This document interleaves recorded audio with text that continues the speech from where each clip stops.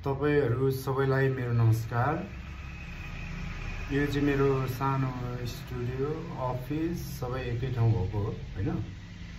मैले चाहिँ के भने नि आज बिहानै म 6:30 बजे आएको थिएँ हैन।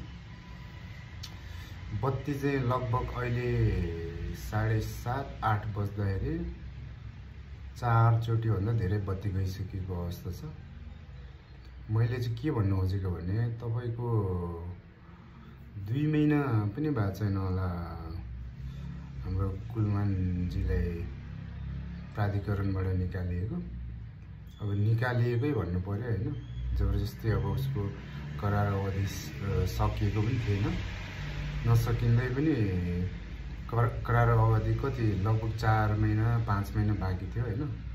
त्यति पनि तपाईको त्यति राखिदिएको भए राम्रो हुन्थ्यो। उहाँ आफै निक्लिनु हुन्थ्यो।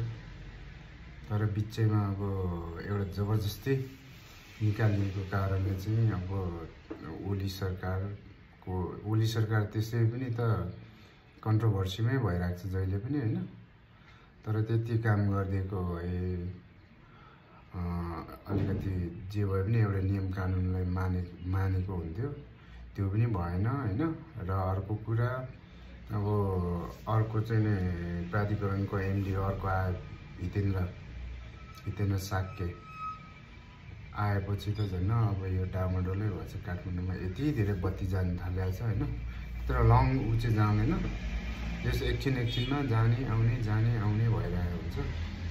त्यो चाहिँ अब के भन्ने अब हामीले तपाईहरु जनता हामी सबैले बुझ्नुपर्ने कुरा हो। एउटा राइट लिडरशिप भएन भने चाहिँ देशले बहुत दुःख पाउनेवाला छ।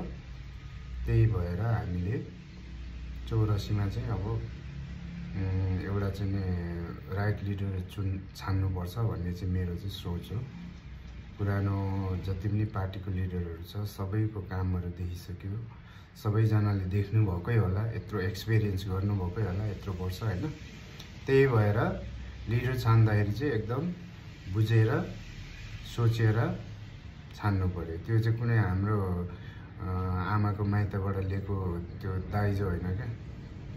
आजको तपाईको भोटले 5 वर्ष हरेक नेपालीले 5 वर्ष पछुताइरहेको हुन्छ।